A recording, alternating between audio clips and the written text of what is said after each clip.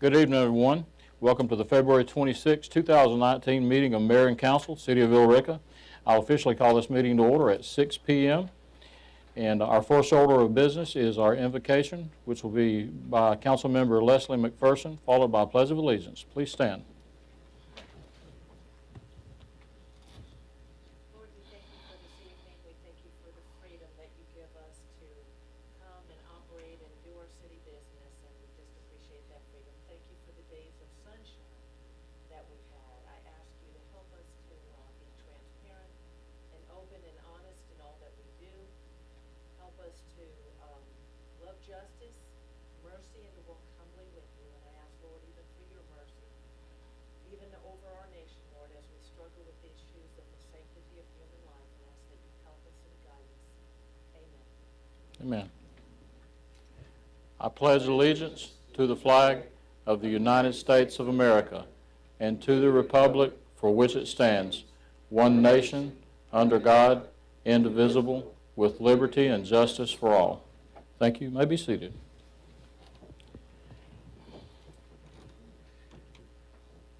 Okay. I would like to ask the council to amend our agenda for tonight to add an executive session.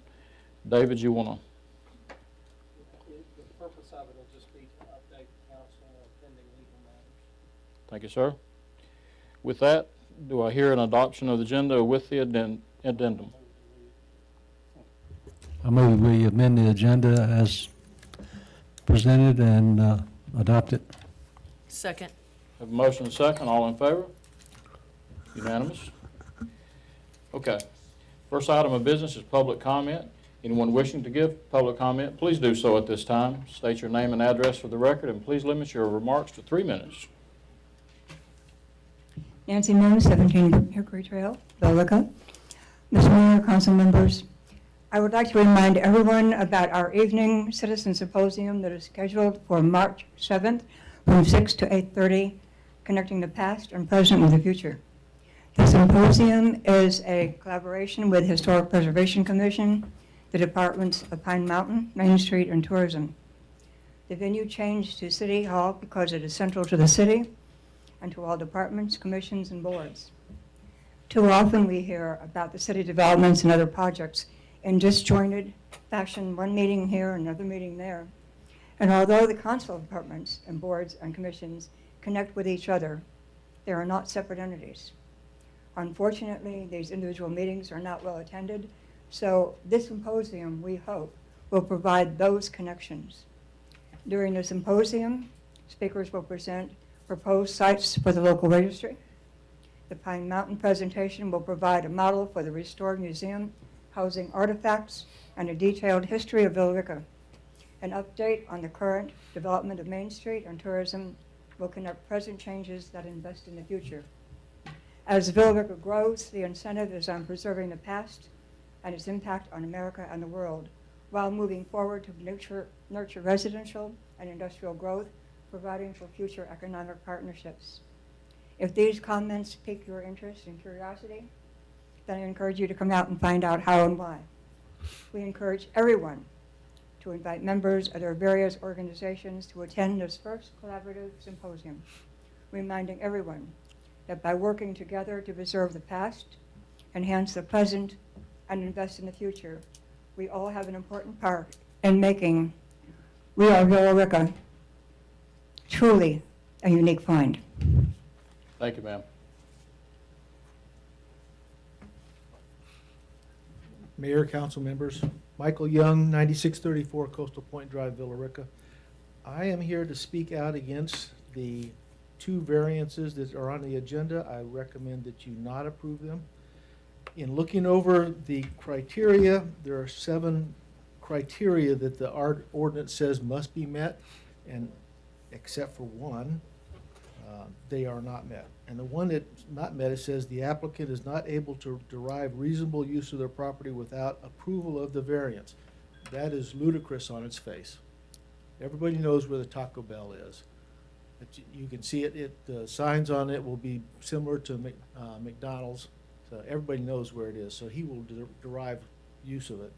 There's another one here that says granting the variance will most likely not be detrimental to adjacent properties. I wonder how that was determined. How did you determine that it was not detrimental to McDonald's or to La Fiesta or something like that? Granting this variance will not generally set a precedence, and it does say in here it will set a precedence. So I would recommend that you not approve that. It's a self-inflicted wound. They knew that it was there. They should have asked for a variance when they got a building permit. And they didn't. The other thing I wanted to mention was tonight, Vicki will be presenting a plan for Gold Dust Park. There's money involved, but we all know that the quality of life is a major component of Villa Rica's growth. So I would recommend we find a way not to kick the can down the road.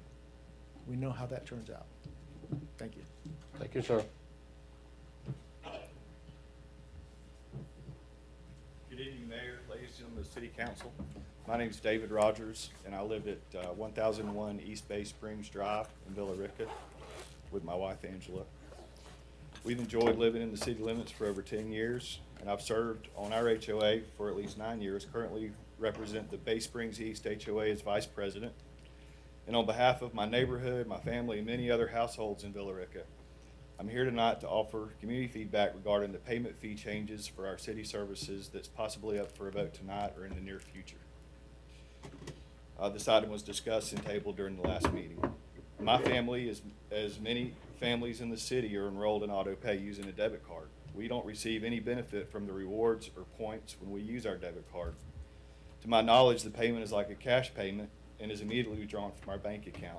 Adding 3% or whatever the fees are, adding 3% to our already increasing water bill is frustrating when we're trying to offer a good and timely payment as it is. I respectively ask the City Council to please consider postponing a vote on this issue until after the March 19th special election for at least the following reasons. The city has an opportunity to explore and establish an alternative auto pay system such as an ACH that does not add fees or charges to our bill or the bills that we're paying. That the city has a chance to carefully weigh the benefits to the city accepting the cards by absorbing the 3% instead of charging the payee the 3%. For example, the city gets a fast and guaranteed payment versus processing personal checks and other forms of payment, or possibly separating the permit and special event payment methods from what the residents are paying on our water bill. And thirdly, the city council entirely after the election will represent the whole city, including Ward 2. So we basically have our council member present for the vote. And it pleases me to thank each of you for your contribution to the city of Villa Rica and any further consideration you'll put into this matter aforementioned. Thank you. Thank you, sir. Make sure you leave did you leave your address and your Yes. email address? Okay. Yes. Anybody else?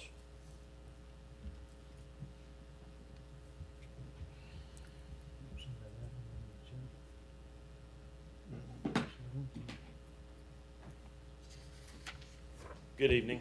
My name's Alan Martinez, and I have a business here in town. My financial services been here for about 18, 19 years. Been really involved in the school and in the rec center, and currently have the privilege of serving on our recreation advisory committee.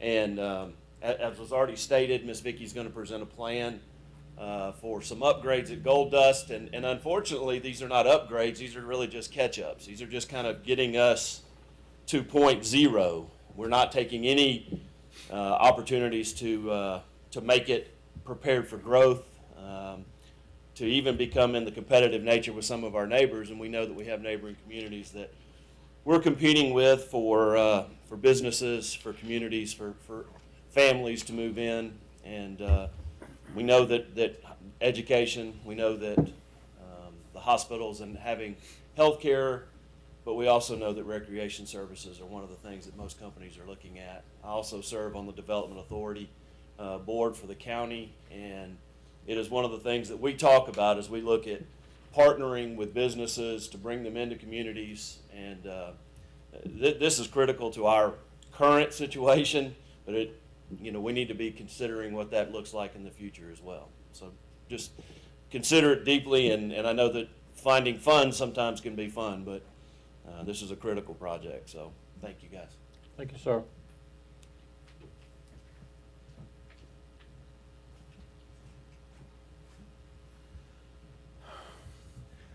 Wesley Whitener, 635 South Street, Villarica.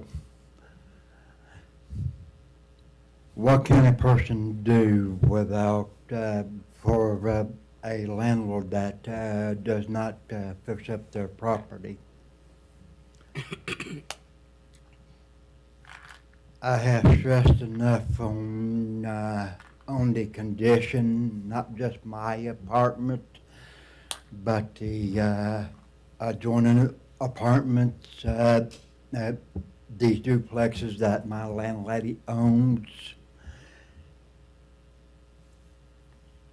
What can we do about slumlords that does not care about this city or their residents that they rent out? I'd like to know. Thank you. Thank you, sir. Anybody else?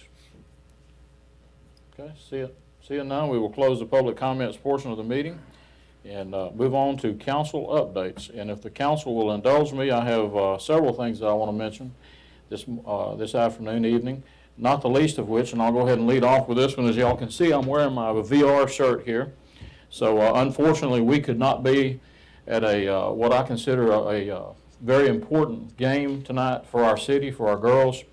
The Villarica High School girls basketball team is part of the Elite Eight in the state championship for the state of Georgia. And if that wasn't special enough, they are 30-0. They have won 30 games in a row with no losses. I can't remember, some of the folks that have been here a while may remember, I don't know of another team in the city of Villarica that has ever been at the high school level 30-0. And along the way, we beat one of the folks that are in our room right now, and I'm going to introduce him in just So I wanted to say this first. Who was that? But, the game actually began at 6 o'clock, so some of those folks are live streaming right now. But on behalf of a grateful city, go Wildcats, and we are VR. Best of luck to our girls. Hope they move on and win a state championship. And yeah. And you know, it's not all about winning. Someone tried to correct me and said, you know, you're always talking about the teams winning, the football teams and the track teams and the academic scholarship teams and all that. And, you know, it's not really about sports. And from a recreational professional, it's hard to hear that. And Al and I have known each other for a long time. But really, the benefit is not winning and losing. These kids are getting college scholarships. And I don't know if y'all are keeping up with that, but we had so many kids in football, basketball, baseball, all across the board that received scholarships and moved on with their education, and that's what really matters. And one of those students, and I always point this out, that played football, got a scholarship to Yale. And I said, you know, somebody said, Yale, why would you want to go play football at Yale? I said, you're missing the point. He's going to Yale. I mean, forget about the football part of it. He got a scholarship to Yale, so I'm very proud of our young people in this city.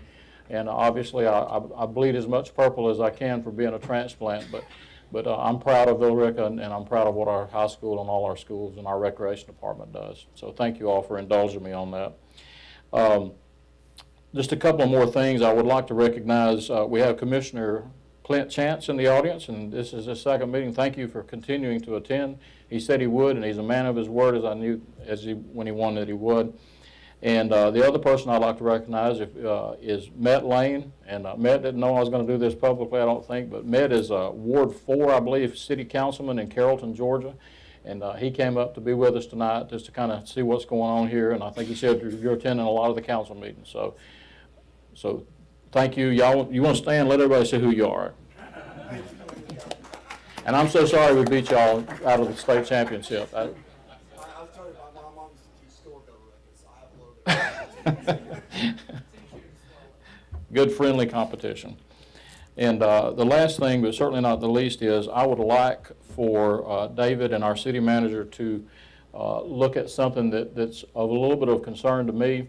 I spoke to Ken Denny with the paper today on it, and that is House Bill 203 and Senate 172. If y'all will look at those, I know most of you probably received things from Georgia Municipal Association here recently, and I won't go into the details of it because we'll talk about it in 2 weeks, but I know the City of Temple is being proactive on it, and they're going to do an ordinance, a resolution, I guess, in 2 weeks to say that they are against House Bill 203 and Senate 172. So I would like for the City of Villa Rica City Council to consider that also.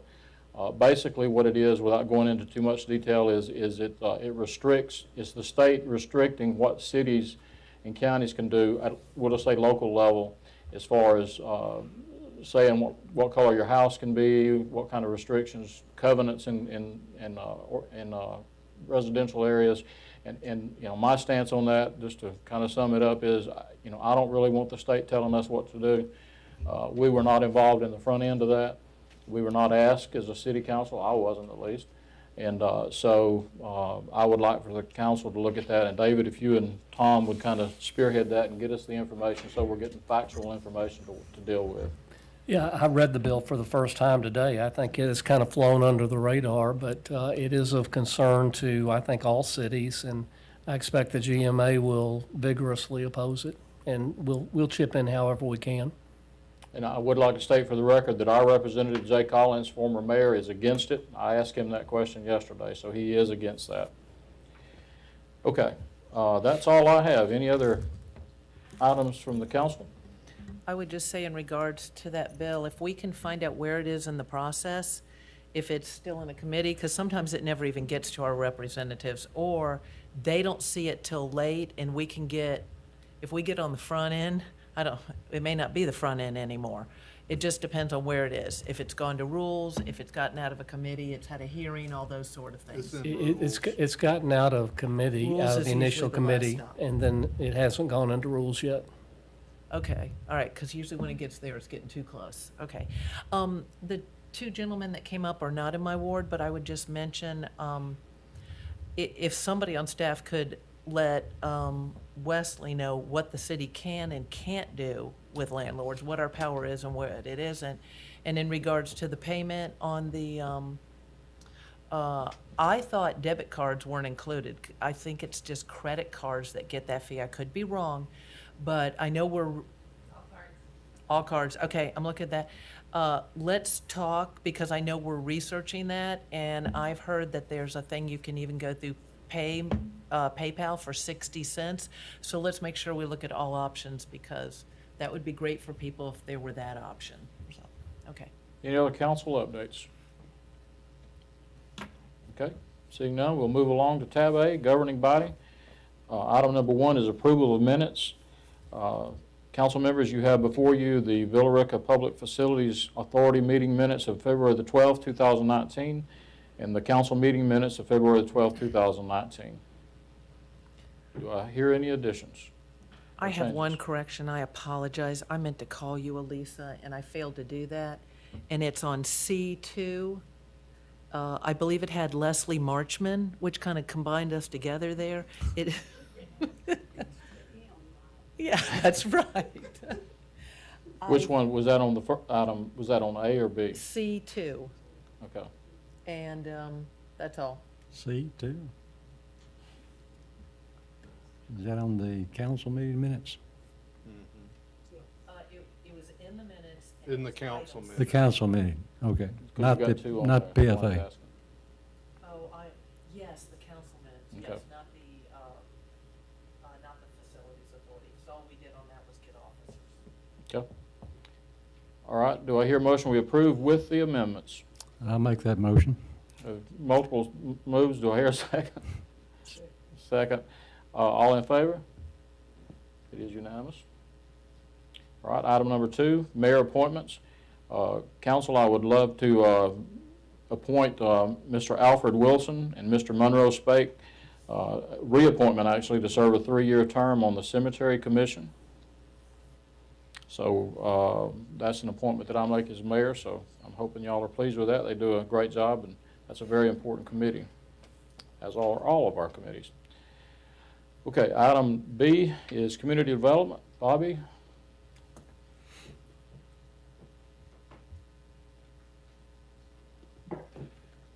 Good evening, everybody. First item, we have a variance request, VA-01-19, 2478 Mirror Lake Boulevard. It's the new Taco Bell. Referencing Mr. Young's comments, this project was approved about a month before I got here. Normally, building plans are looked at, and if variances are needed, they either apply at that time or we make recommendations to change the design to accommodate. But we have a much bigger issue that we're dealing with right now. Every single commercial building, period, no wall sign can be higher than 10 feet. That's probably 1 foot higher than this ceiling. That's just ridiculous as far as the UDC is concerned, in my opinion. So we need to look at that code section, because we're going to have variance applications coming in here every month. Fortunately or unfortunately, our commercial development has not cranked up as well as our residential has, or you would have seen a lot more of these. But that being said, with the maximum 10-foot requirement, the new architecture on the Taco Bell building, a sign at 10 feet would cover the windows, which is not realistic. So they are asking for a, if I can find my section here. This request is to allow the height variance to a maximum of 23 feet on the tower, that's west and north elevations, and 19 feet on the side, which is the south elevation. We've looked at it, we've analyzed it. Every single commercial restaurant business, or any business for that matter, without proper signage, it's going to take away from their business. The fact that we think the code is unreasonable in this section, staff is recommending approval of this variance. And I haven't seen the applicant tonight. They're here, yes, if the council has any questions. We didn't get any pictures or anything like that to look at to tell what this is going to look like with and without the change. I did not prepare any of those before and after, or with or without. Without, it's going to be what you see now. There's nothing there. You're saying not going to put the sign up if we don't change it? If you don't approve the variance, the sign's not going up. Period, okay. Well, a sign will go up, not just, it just won't be, Not 23 feet. and surely they're gonna have a sign. It'll be on the windows. It'll be a maximum of 10 feet high. I don't know where they're going to put it. There's no place. There are drawings. I mean, there's not pictures, but there are Yeah, there are drawings in the packet. drawings in the packet that show the elevations of the sign.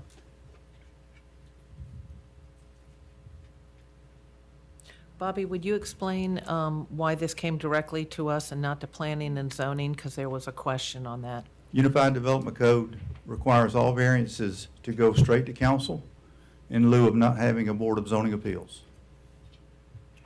Normally, these would not come to council. They would come to the Board of Zoning Appeals for approval. Since we don't have that, then they come straight to council. Yeah, I've got them. They've got them in their packet.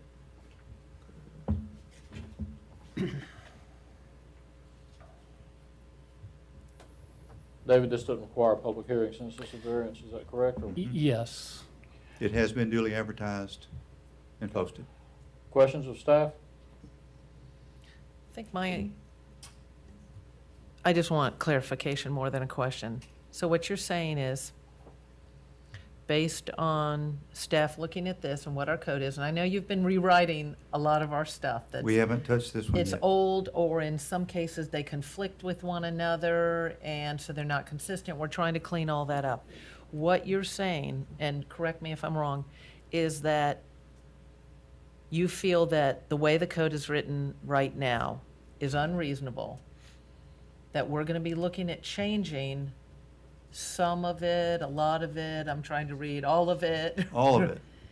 The zoning code, which includes the sign ordinance, landscape ordinance, et cetera, will be done pretty much like the comprehensive plan was done. There will be steering committees established, various public meetings with input from everybody before even a draft is put together. That's why we didn't want to just go in here and try to surgically repair this or that. The whole code needs to be done.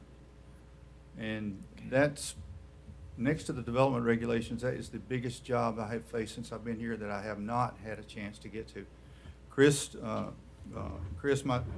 new deputy director, is working on that as we speak, trying to get the outline together and everything, and y'all will be seeing that soon, very soon.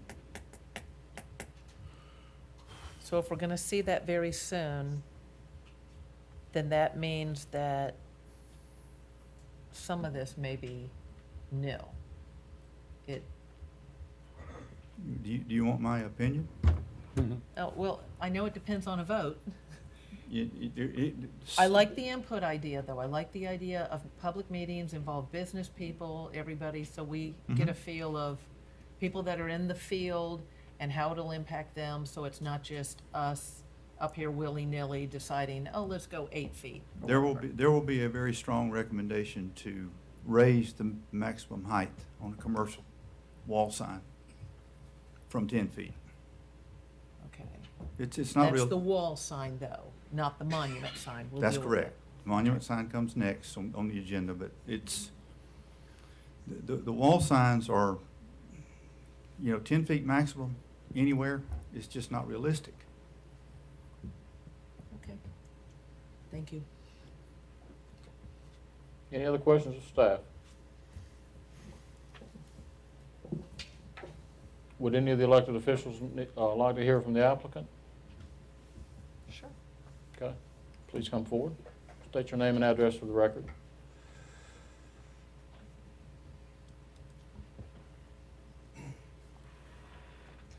My name is William White. I'm the owner of Georgia Certified Sign Erectors. We install signs all over the United States. Regarding the rule that, What's your address, sir? sir, Your address for the record. 4670 Ridgewood Road, Monroe, Georgia.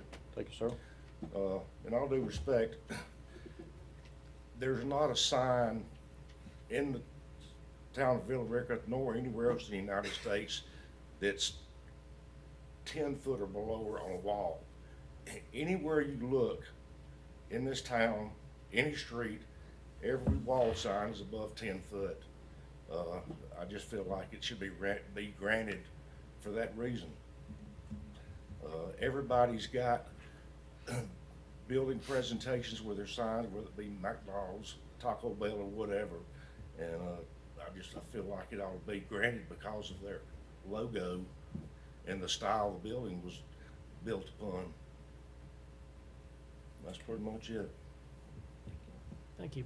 Thank you, sir. Counsel?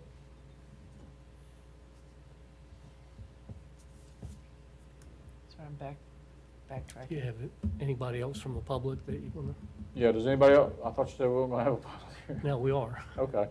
Does anyone want to come forward at this time and speak for or against this variance? Please do so at this time. Seeing none, it will revert back to the council for action.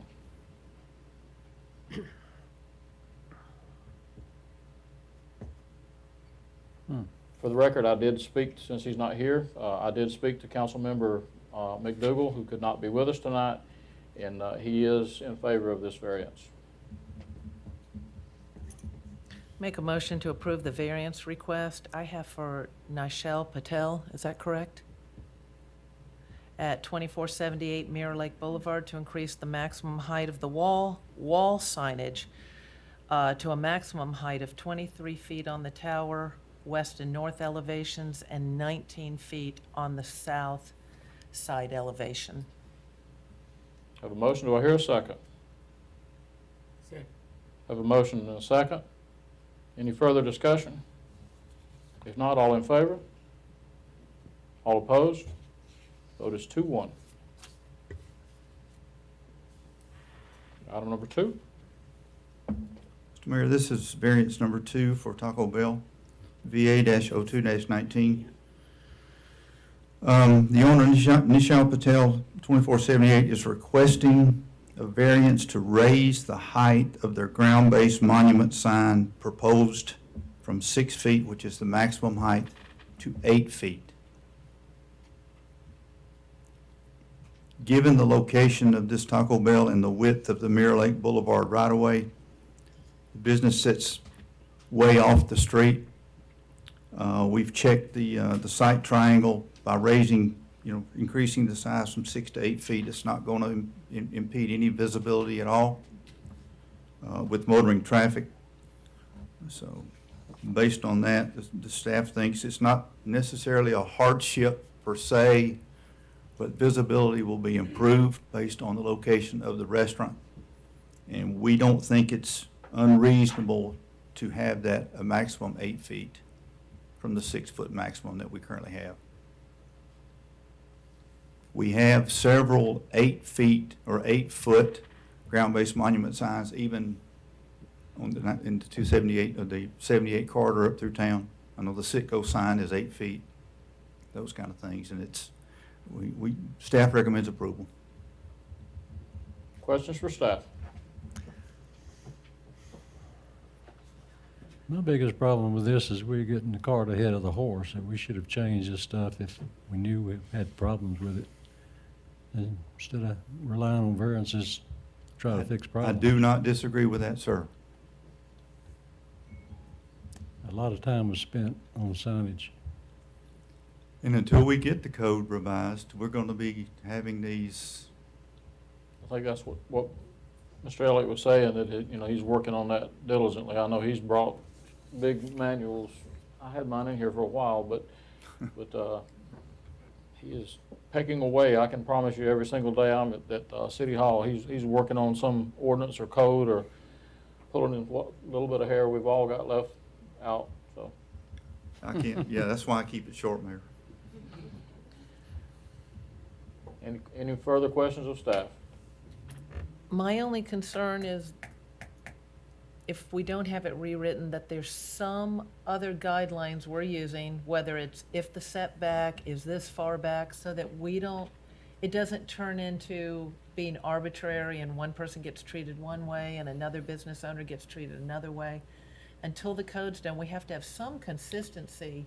The site triangle is a requirement that has to be checked to And be the sure. site triangle is? Yes, and there are several engineering factors that go into looking at it.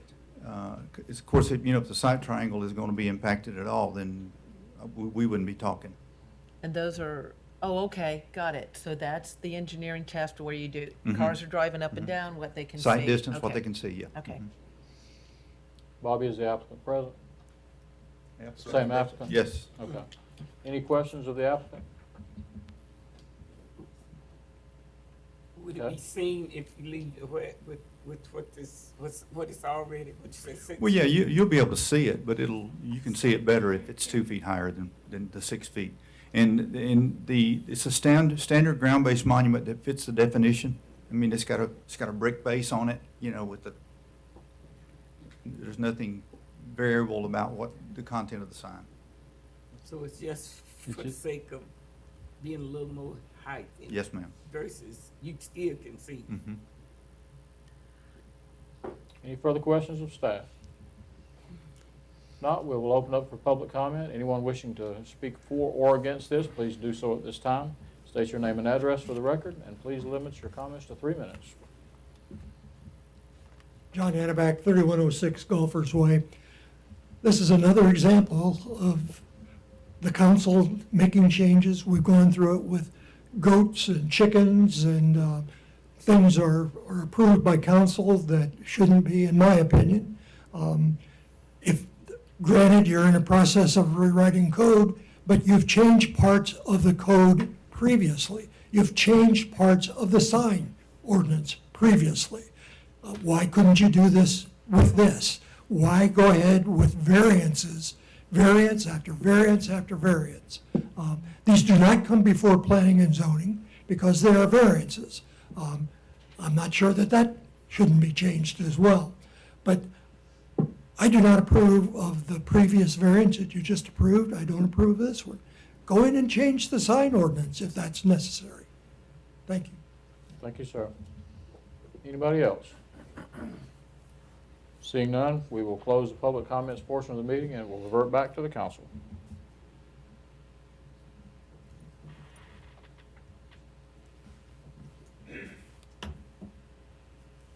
Councilmember McDougal was in favor of this variance as well, for the record.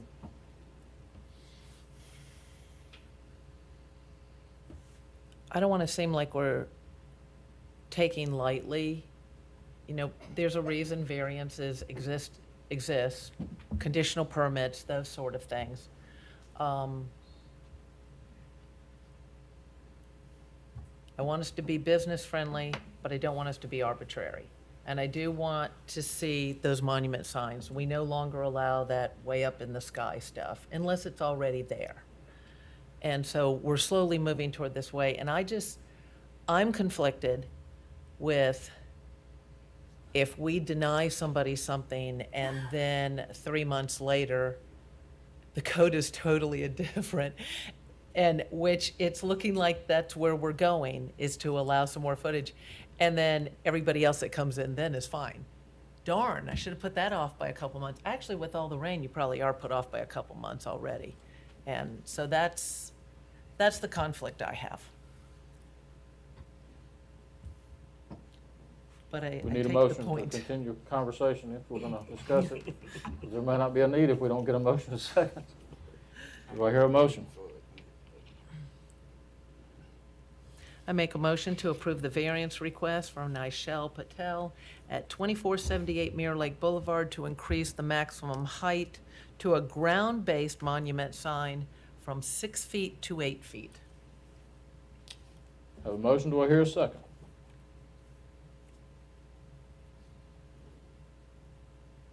Okay. Hearing no second, if I don't hear an alternative, then the motion does not pass.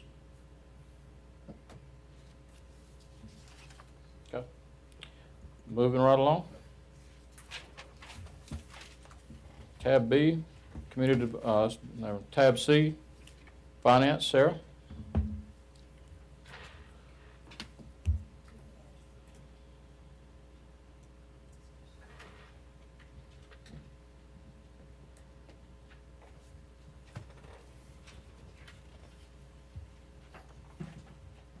Good evening.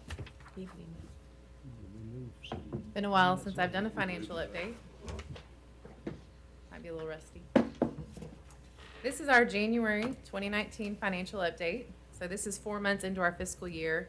This is our first full fiscal year on our new fiscal year end, September 30 year end. So this is actually 4 months into the fiscal year. First up is a cash comparison of last January to this January. So our total checking accounts there at the very top is 8.9 million compared to 10.5 million where we are this year. The first three that are listed in that next group are part of our pooled cash account. So this is our main operating account. We write all the checks out of, most of the checks out of this account, most of the cash flows into this account, and then the system tracks which fund it's attributable to. So first we have the general fund there. You can see it's grown from last year, almost 3 million to 6.6 million January to January. So the general fund's looking good. We're seeing some increase in tax. Our sales tax has increased month over month. I looked, just sales tax alone from last January to this January, Carroll County was up 11% and Douglas County was up 9%. So we're seeing growth overall there. Water sewer fund is up almost double, not quite, but up to 1.5 million. And our sanitation solid waste, you do see a negative here. Last January, it was at a negative 17,000 and now it's at a negative 21,000. Again, this is not its own bank account where we have a negative balance. This is part of our pooled cash account. So the good news is that didn't grow significantly. So we'll see on the financial update in a few slides how we're doing on a revenue expense standpoint for that. And then lastly are our three SPLOST accounts. So that 2008 SPLOST still has a balance in it. We are trying to spend it. That's why that one is decreased. And then our next two are our current SPOS. We're still receiving money from those. Our 2015 Carroll County SPOS and the 2016 Douglas County SPOS. All right, this slide shows the city's growth as far as building goes. First, we have the residential, and then we have the commercial on the bottom. But you can see in just a year's time, we're still seeing significant growth. So last year was a great year as far as building goes. Permits and taps kind of go hand in hand, and this year we're doing even better so far. So we've received 70 residential building permits so far in our first 4 months of our fiscal year. No commercial permits yet in these first 4 months. Okay, this is water and sewer, basically an income statement for the first 4 months of the year compared to a similar time period for 2018.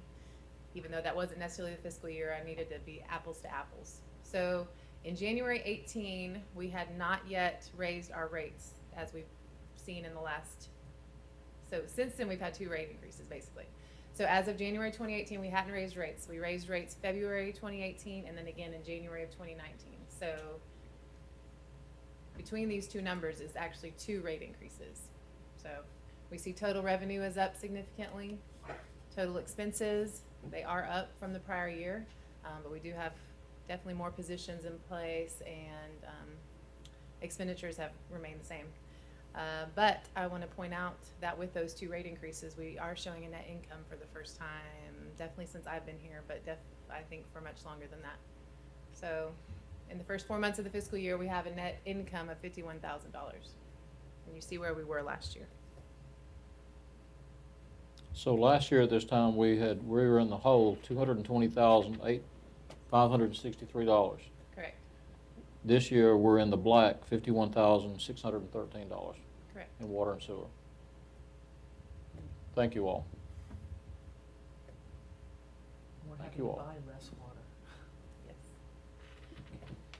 Next is our sanitation and solid waste fund. Again, comparing a 4-month time period from January 2018 and then also January 2019. Same situation. We did rate increases February 2018 and then January 2019. So what you're seeing in that second column is actually with 2 rate increases in play. Okay, again, what's the we're showing- difference between this one and this other one up here? Says sanitation solid waste in the hole 21.7. This one down here is plus 17.4. What's the difference between those 2 solid waste numbers? One's cash and one's income. Yes. He's comparing Oh, the cash to okay, the. I see. He was looking back on our first slide with the cash. So, The funds in the hole 21.7 thousand. correct, but we started in the hole at this time last year. So cash is kind of ongoing, where our income statement, starts over fresh at the beginning of the year. So we had a negative balance at the end of our fiscal year 2018 for cash, and that rolled into January 1, still a negative balance, but not January 1, Even October 1. even though we came out ahead on the column came out to the plus side for the month. Yes. So we're still working on the audit for the end of fiscal year 2018, which is September 30th. But whatever we ended out at a loss that year it was still a loss. So our cash was still negative. So even though we're starting to see some positive here, it's going to take some more positive to get us out of the hole in the cash side. So do you feel like the changes we made, and I know Bobby was involved on this, the changes we made, there's some we chose not to make for a while to see how this all went in the solid waste. Are we going to be okay with those changes?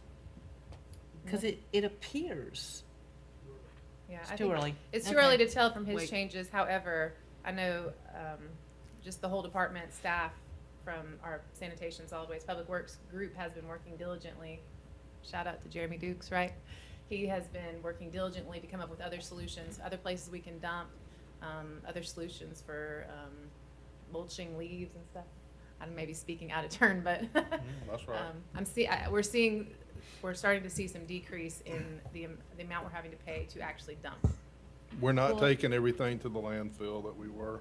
Okay, I didn't Where's even know one? if we had another option, but I like that we're doing that because that's how you save money, is when you start looking at. We're Is taking. there a better way? We're taking bags of leaves to Spring Lake, and we're taking yard trimmings to a site in the industrial park, and we're taking bulk things like furniture and that kind of thing to the lot behind this building.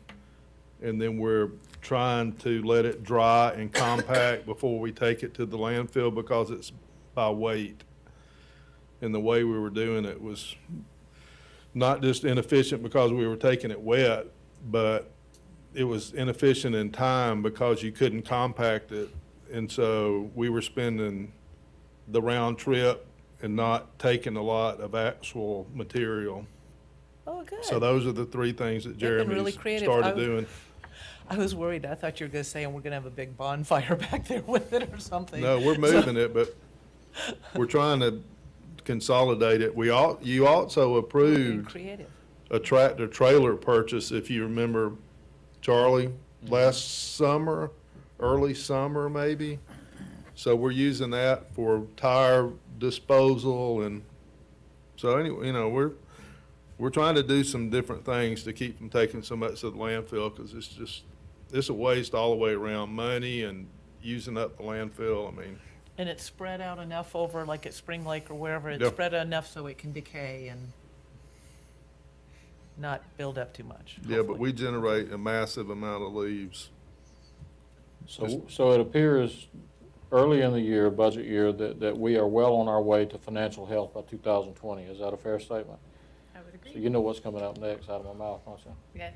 So I would certainly hope, and I know that everybody on this council and the staff feels this way. If you don't, just say if you don't feel that way. But I hope that we do not have to increase rates next year if this trend continues. And I know that you all feel the same way, so. When does the big bond increase take place? Is that February 20? February of 2020. So that's when we're gonna see the almost $500,000 increase in our bond payment. So yes, even though we're seeing great increase now, we're preparing for that. So we have a year to prepare for that. But also trying to be prepared for cash flowing more capital projects. I know every time Tom gives his city manager update, there's been another water sewer project added to the list, so. Yeah, I'm not promising, I'm just saying, that's the direction we all want to go, so. But just know on the garbage pickup, we automatically, that goes up a little bit right from waste management. They automatically add on a certain amount every year. It's more realistic for us to make sanitation pay for itself because there's not capital involved to any degree like there is in water and sewer.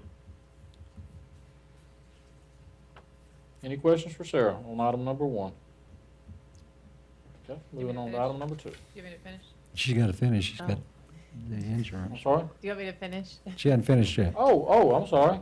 That's We okay. need to hear about the I didn't insurance. realize either. I was afraid you was gonna get some bad news, so I just wanted to move on. Just wrap it up. Tell us how much we're saving on self-insurance, is Yes. that? First, this is pointing out sales tax. I've already mentioned it. We are seeing increase. That's over $100,000 in just 4 months for our sales tax revenue there.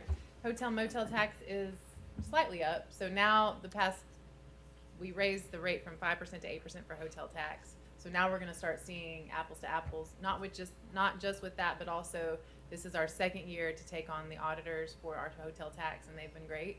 So it's not as strikingly different from last year as we were seeing. So water purchases are down slightly, and number of employees went from 145 this time last year to 160 as of this past week. Now, any questions? And here's our self-funded. So when I was presenting this last year, we were comparing, I was showing you the difference between what was actually paid to United Healthcare, what they put in their bank, versus what we were paying out in claims and administrative costs for our insurance. So since we are self-funded now, every payroll, I am putting the employer and the employee's portion of the contributions into the bank account. So that's the orange section. So every month it's about 130 to 140,000. And then in the blue box is the actual expenses paid out. So this is administrative cost to the third party that's actually the administrator, excuse me, as well as some of our other insurances that we have through this, as well as the actual claims paid. So they actually take from the account the amounts going to the doctors and the pharmacists. I'm not paying that directly. Our department's not paying that. It's coming out of our account. But you can see the true savings here, 72,000, 580,000 in just the 4 months. The green box at the top, that's our total savings, including that number, since October of 2017. So since we got on self-funded, we have saved $635,000. There's another number that we're looking at that's maybe easier to keep in mind, and that's the the amount we spend per year per employee. So that number was around $13,000 when we were on UHC, and it was going up, relentlessly, regardless of the rate. So even if it was 8% or 10%, when you're at 13,000, 10% is more than another grand. And that number last year was 9,000. Wow. So if you take a $4,000 savings over 150 people, that's where the 600 grand came from, that's in the bank. It's in our bank. That's our favorite part. It's the best thing we've done since I've been here. Far and away, no comparison. I guess it's too long. I kept saying the first year that, I keep waiting for the hammer to fall, but I think I don't want to. Don't jinx us. No, I'm not going to jinx this. We had but- a negative month finally. December was negative for the Yep. first time. Right, but we're continuing to build up the cash reserve, so it's not, Yep. so. Everybody wants to get fixed in Yeah. December. But I mean, that's a significant amount of money compared to what the pay increase implementation was, which was, Stephanie, what'd we do? 3.25, 340? 320. Yes, I mean, we've saved almost twice what we increased in the pay implementation. Am I missing fund balance? Where is it? Is that on your report? Is there a reason why it's on your report? We can add it.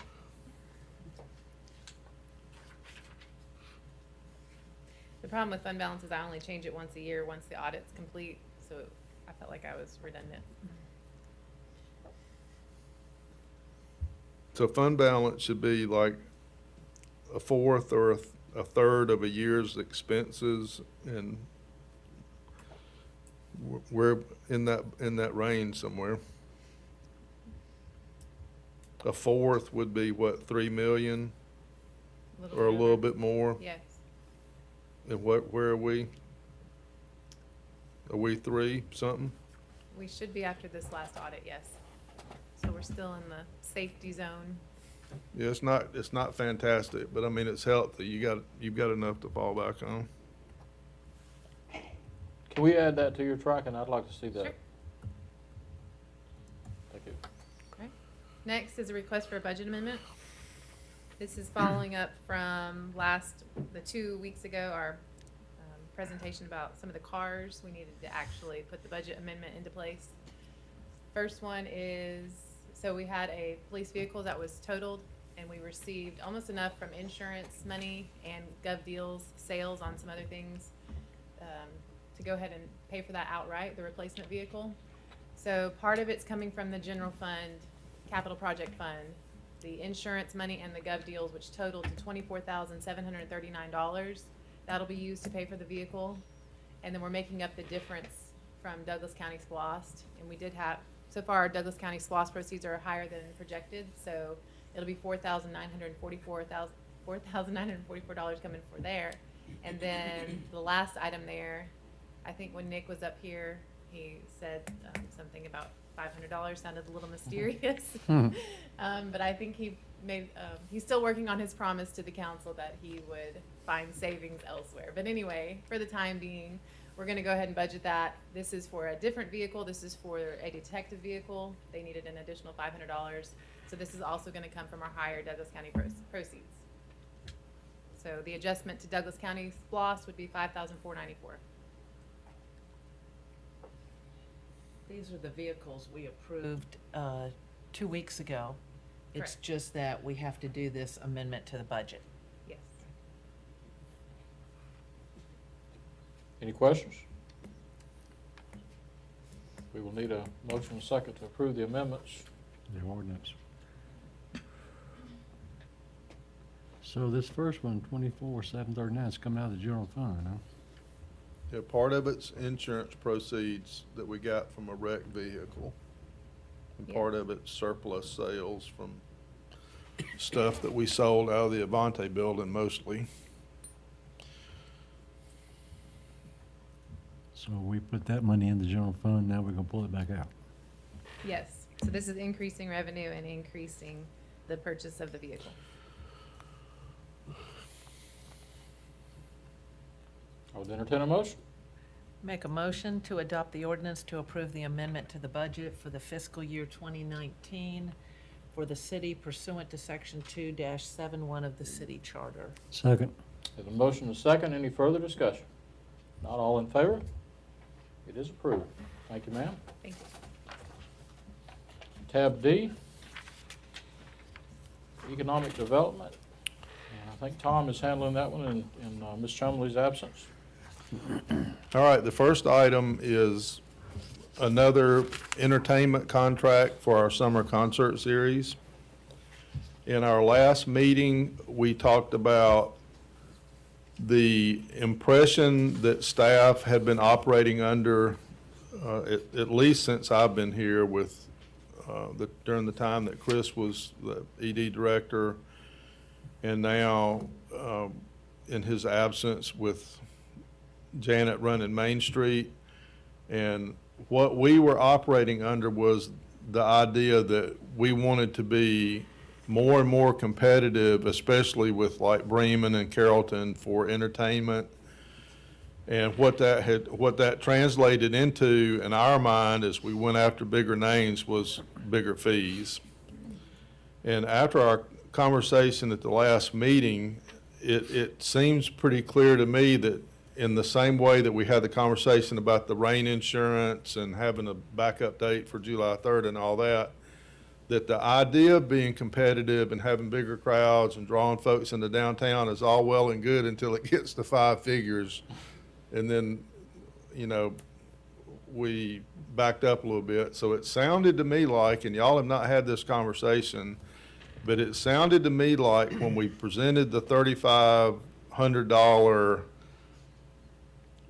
entertainment, that there was a comfort level with that. And I don't know if it was just you felt more comfortable because it was compared to 10 grand, or you really felt comfortable with the 35. So that remains to be seen. I've talked to Vicki about this some because she's been booking, you know, over the years, entertainment and the 4th of July, the 3rd of July thing. And I think in her mind, you know, 5 grand was sort of a threshold. So what I would recommend in light of what we talked about last time is that you guys table this until the next meeting, maybe even the meeting after that, but definitely one more meeting. And let's go look and see what we can get for 5 grand, and let's see what we can get for maybe 3 grand, right? Yeah. You know, and reason I say that, you know, we deal with that with the Thomas Dorsey. Right. thing. And you're not gonna get no good nothing for $3,000. I'm gonna tell you that from jump. I mean, if you want a good something and it's there well known, you're gonna pay for it. And the 3 not gonna get it. Right. I don't know Well, about I think everybody agrees with the idea that we don't want a no-name band, but we haven't had enough experience as a group. I know you haven't with me because I haven't been here, and we only do this once a year, so I think we need to see some names and some numbers together enough to get educated together and then decide what the comfort level is. Because it may be that y'all back up again and go, man, 3,000 just doesn't cut it, Isn't it? right? Or it may be that we get, we do something else that would, like one thing that we could do is we could go contract this process out to somebody who does this for a living, who books entertainment from multiple venues around Metro Atlanta and get Janet out of this. And then it would a little bit depoliticize it, right? If we give it to a professional that does this, so there's another way we could do this also, other than, making Janet sort of read minds and having to take temperatures of everybody and figure out, So how much time do you need, a month? Maybe, but I mean, I'd like to see you table it for one more meeting and let's see what we can come up with. And then if not, then we'll tell you and we'll do it at the meeting after That gives you that. 2 weeks, so is that long enough? No, because the deadline for the agenda is Thursday of this week, see, so. Okay, I'll make a motion, we table this to the second meeting in March. Have a motion to table it to the second meeting of March. March 26th. When do we have a little bit more discussion? If I get a second, we will. Would Okay. you Second, like- Have a motion, second, discussion? there, thank you. How much did we, what did you say last, what did we pay for the departure tribute band? Or no, they were, 45?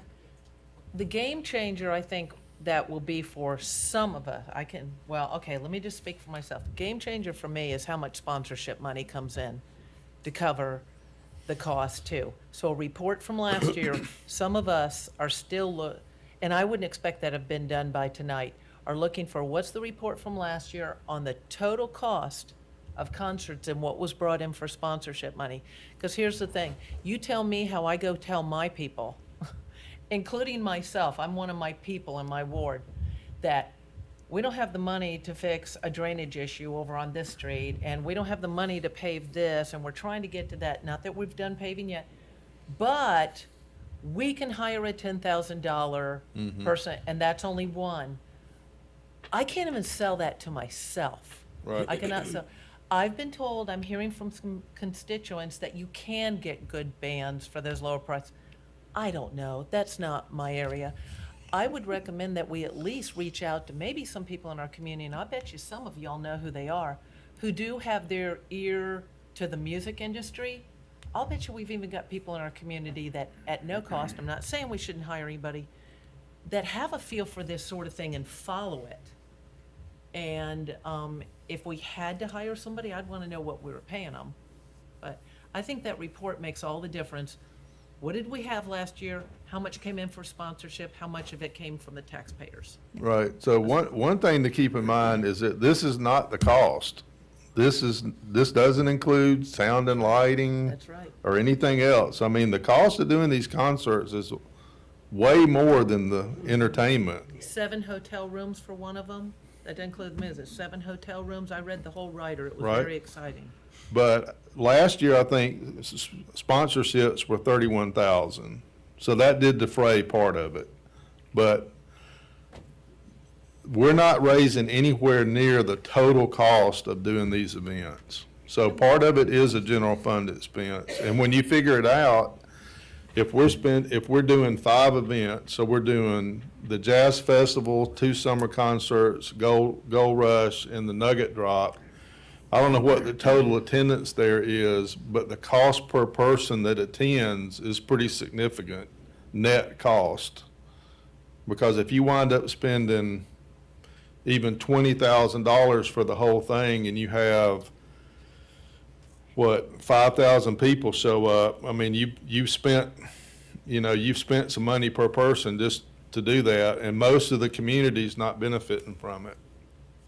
And that was the only other item that Councilman McDougal and I said that we thought would be real helpful, is that some sort of survey, we get some information from the businesses, because it does, not recreation, but Main Streets Department is to benefit the downtown Right. businesses, is to get some feedback from them on what's the impact for them. Yeah, so we reached out to the restaurants and we got 3 responses back, and all of them said it was noticeable. One of them was very, you know, very grateful because it basically doubled his normal night business. But what's that work? I mean, what's the value to one of our downtown restaurants having a double volume night?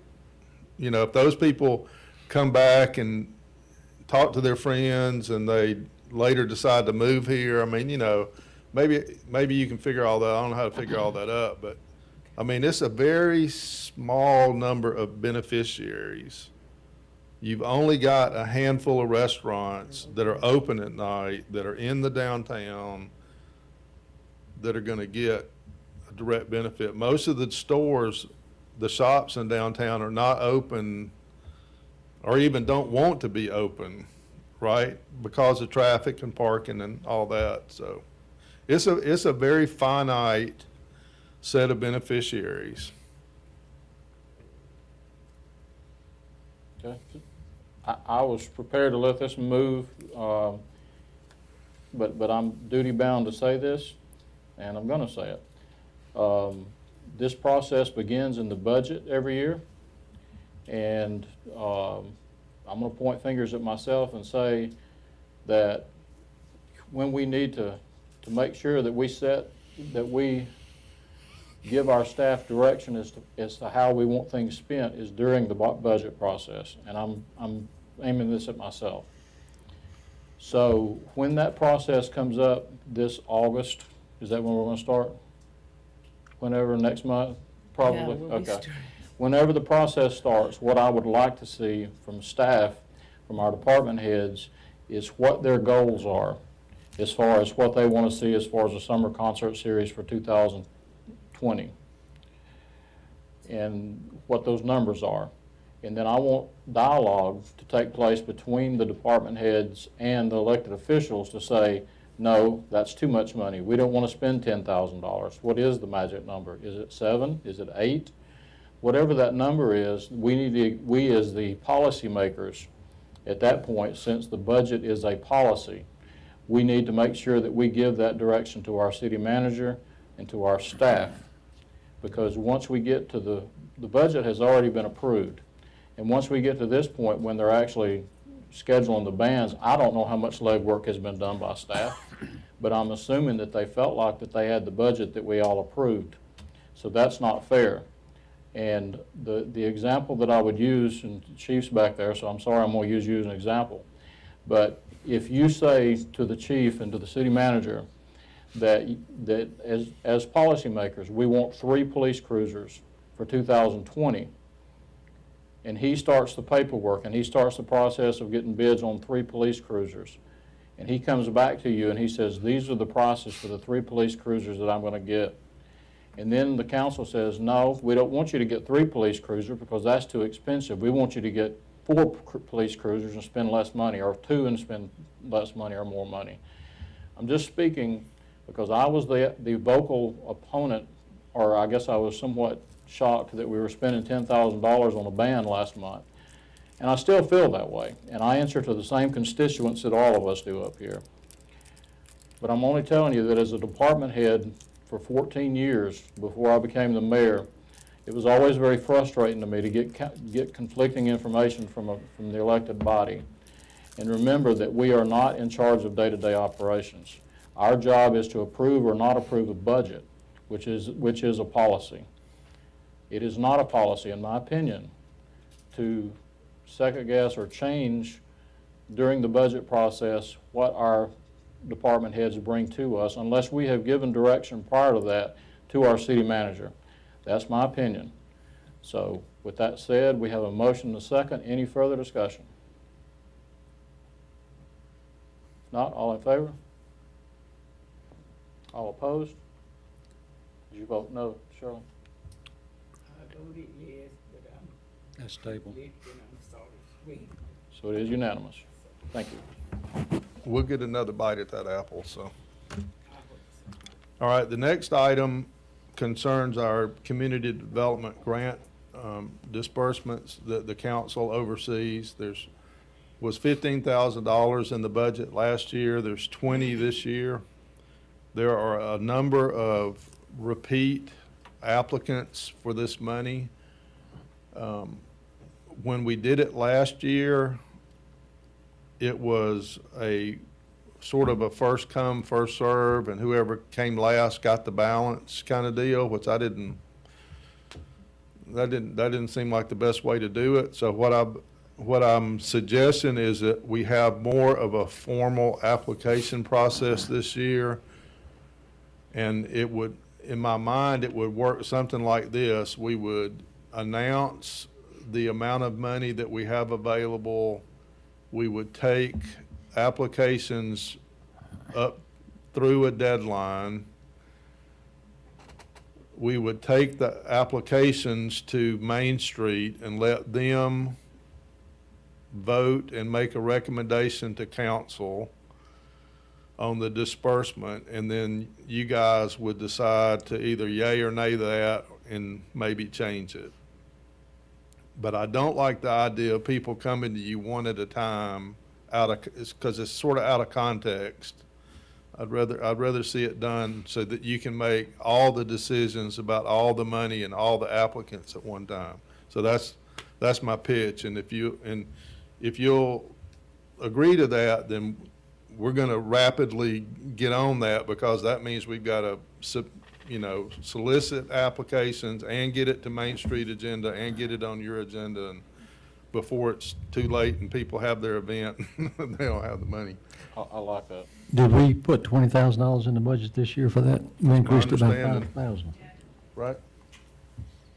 I think that's a good approach. I noticed that you don't have a specific motion on here, so what would your motion? I would like for you to authorize us to move in that direction, and if you do, then at some point in the future, we're going to come back with a recommendation from Main Street. I'll make a motion that they move forward and come back with a recommendation. Got a motion and a second. Any further discussion? Not all in favor? Unanimous. Thank you. Tab E, Parks and Recreation. Good evening, Mayor and Council. This first item up, this is a Library Advisory Board appointment. I believe you should have the application in your packet. The applicant is Stephanie Baldy. Let me pull up.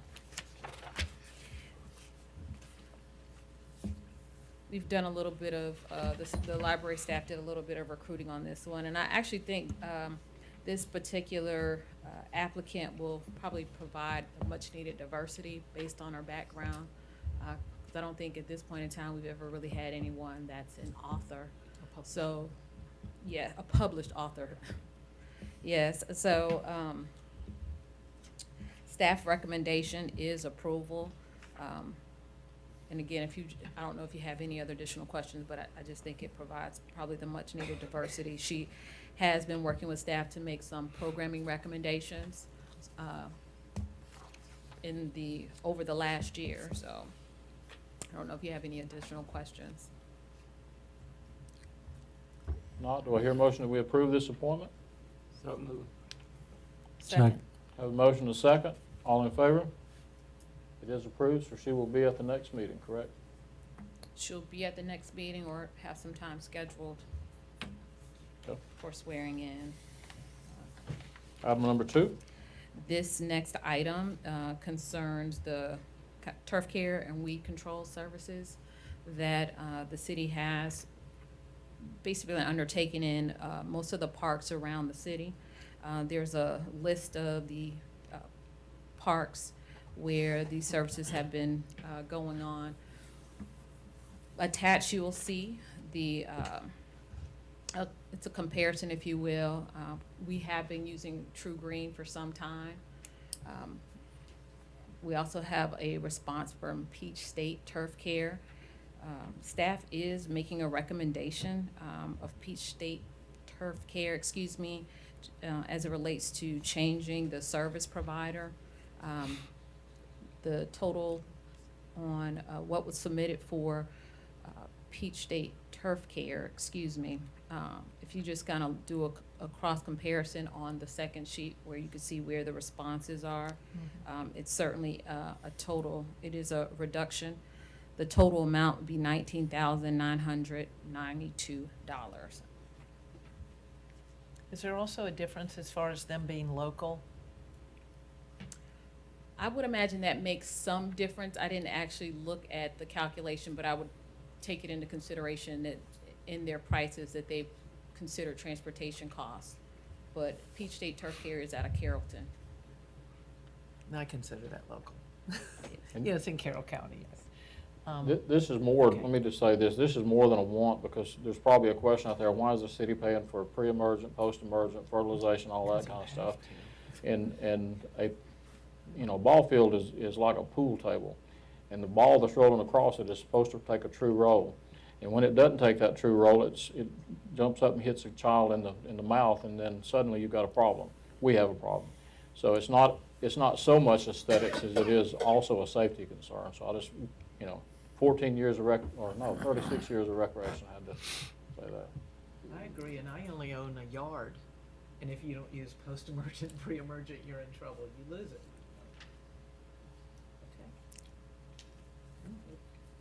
I would entertain a motion. And that's for 2019, right? That's this year's lawn care. This is 4 years, so it'll start this year. The prices, if you will carry over into part of, Is it on a fiscal year? I'm sorry. Fiscal year? This is for part of this fiscal year, It's a if you will. calendar. It ends in September, but the contract that we will is for January through December. Well, you better hurry up, put out some pre-emergent. Well, yes. I'll make a motion to approve Peach State Turf Care at the cost of $19,992. Have a motion, a second. All in favor? Unanimous. Item number 3. This next item, this is the annual item that we bring before you. This is related to the July 3rd fireworks display.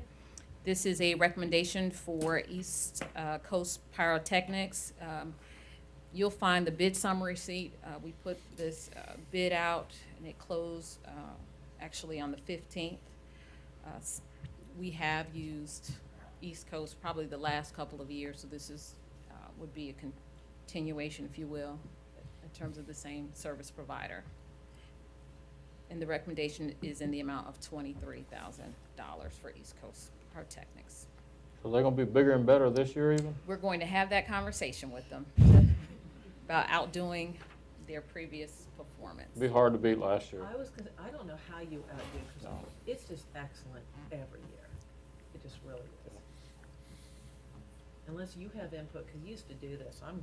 I'm perfectly good with it, but I know you used to do these shows. So when they tell how many shells and the size. I believe there was a little tear come in my eye last year when the show was ended. Good show. You're not recommending an increased cost, are you, from last year? No. This is the same amount that we have. We haven't increased the cost on this particular item at all. So it's not longer or more expensive? I'll make a motion to approve East Coast Pyrotechnics Incorporated to do the fireworks this July the 3rd to the amount of $23,000. And I second the best show in West Georgia. Have a motion, a second. All in favor? Sorry, Unanimous? Carrollton. Yeah, there's just. And last but certainly not least,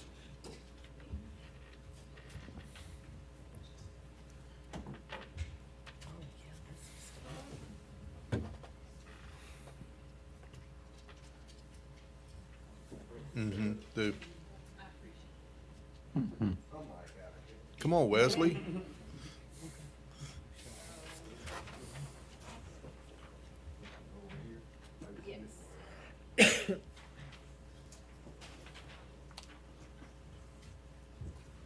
Very good. you're no Vanna White. You're useful after all, Chief. Just move that one to your left some.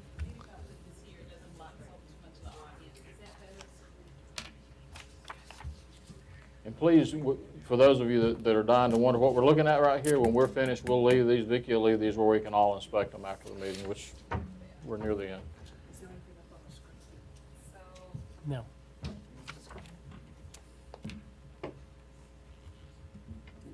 So I'm definitely excited to have an opportunity to talk to you about this Gold Dust Park master plan.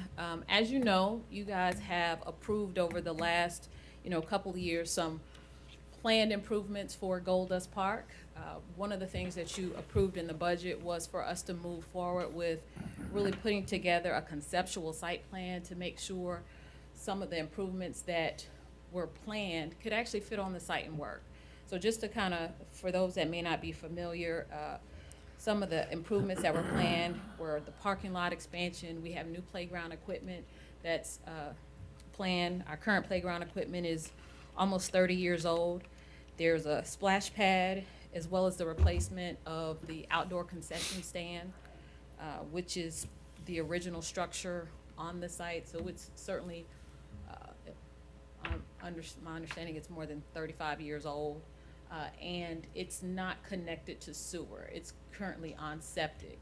So after we enlisted the services of Wood to help us come up with the conceptual plan of really how could we make all of this work on the site. And so what you see before you is the conceptual layout. And I'll just really quickly just kind of go over some of those proposed changes.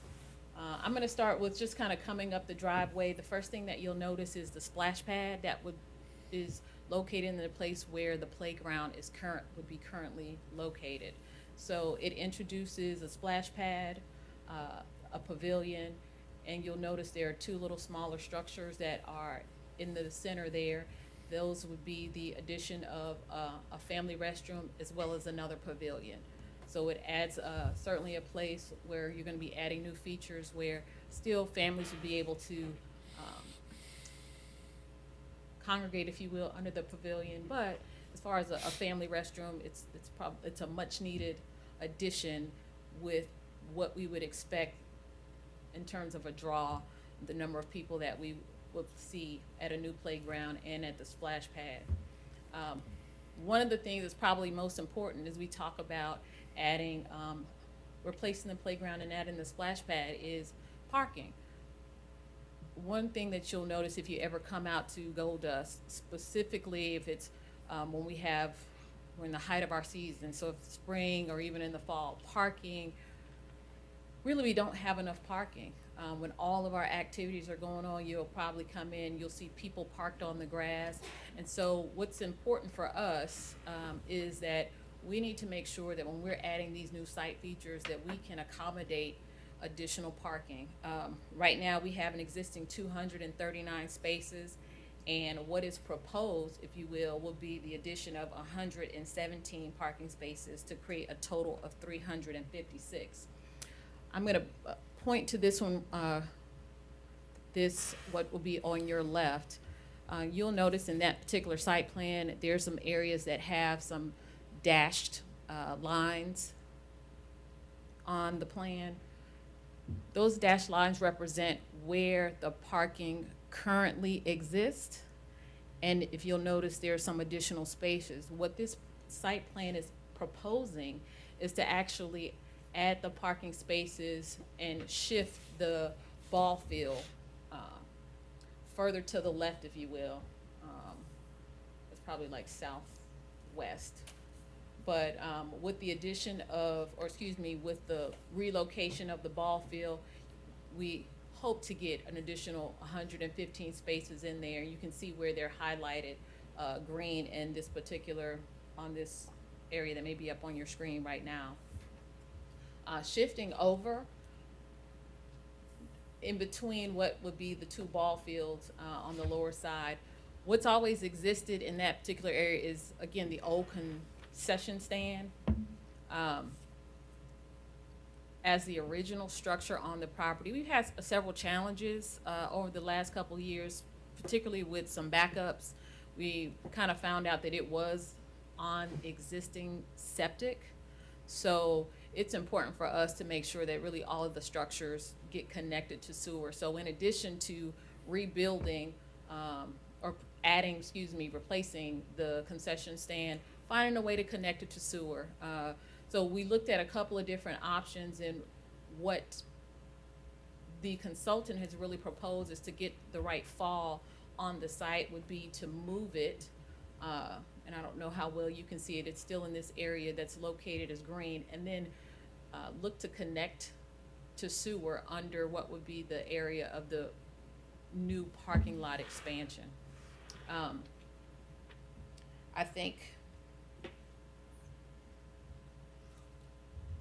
keeping it in that existing location really allows for us to still be able to service all of the ball fields and not inconvenience anyone that may be using the site, but also it still will provide another set of outdoor bathrooms on the site as well. One of the things that's actually proposed in the current budget is the moving of the ball field lights, and so some of that is going to be impacted by how we're able to move forward on this particular or the timing, if you will, on moving forward with relocating the lights that are in this existing budget cycle. With the addition of a lot of the new paving, let me just say, you'll also notice that there are detention ponds that are on the site that don't currently exist on the site. So it was important as we look to expand paving, whether it be where the with the splash pad and the addition of the parking, we're gonna have to make sure that we account for that stormwater runoff. So there, you'll notice that there's a detention pond that's added on the southern boundary. There's also another one that's on that northern boundary. Thank you. I'm gonna go over to this other side here really quickly. You'll see that there is additional parking that is added in the area that is labeled C, as well as we've talked about adding a second entrance, which is labeled B, if you will, and that really just provides an opportunity that if we have any major activities that are going on, that it provides just an area for our guests to exit where they wouldn't totally be reliable about offloading all of that traffic onto industrial, where I think most people will be able to tell you it's certainly become a little challenging exiting during the week. The other things that I would just notice and point out is just kind of refurbishing some of the batting cages that are out there as well. So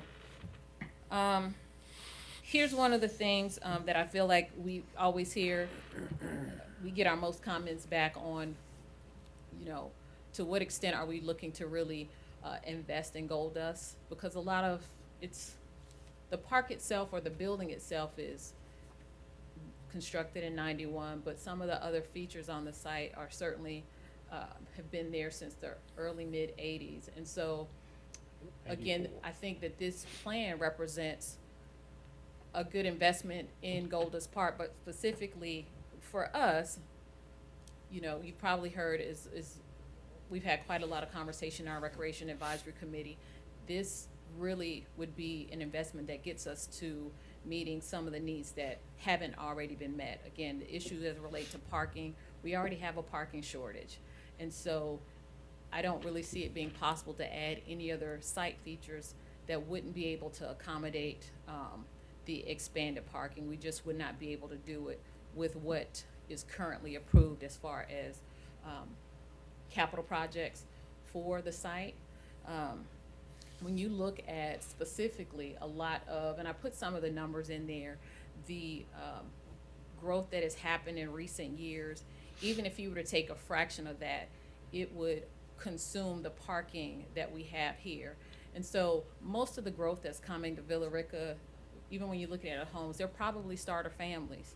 And so while in many instances you will find that, you know, most of the kids that may come to the parks may not start on our ball fields till they're 5 years old, but when you're looking at our playgrounds, you're looking at our splash pads, families are gonna bring their children out as young as 2 years old. So you're gonna already start accommodating, you know, starting families fairly quickly.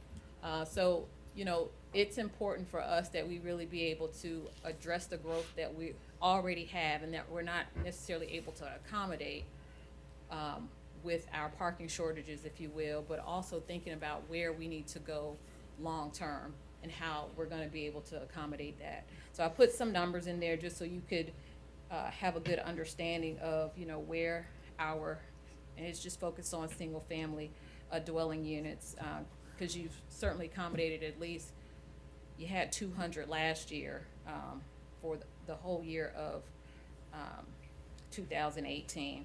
I have also provided just some additional pictures of the site, so you have a good understanding of the layout of Gold Dust as well. So one of the most important things is you talk about a master plan is what is all of this gonna cost?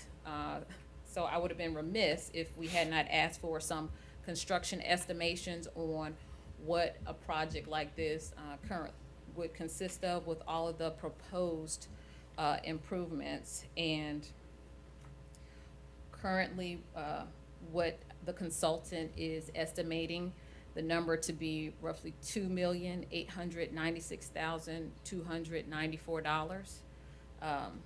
And so while some of these things are currently in the budget, again, it doesn't take into consideration the extent to which we would have to really modify the site to actually make it work and truly be a functional site to accommodate all of our visitors. And so, yes, there is a site plan in here that also proposes phasing, but I don't know,